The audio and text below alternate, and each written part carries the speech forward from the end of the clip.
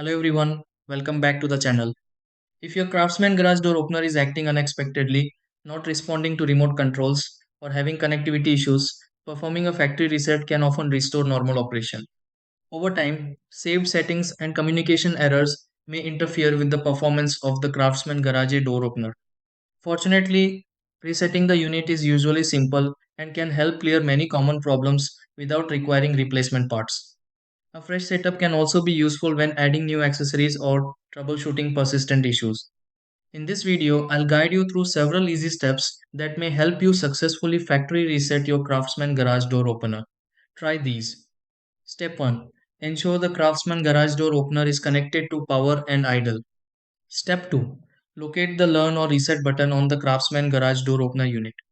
Step 3. Press and hold the reset control on the Craftsman garage door opener to erase stored settings.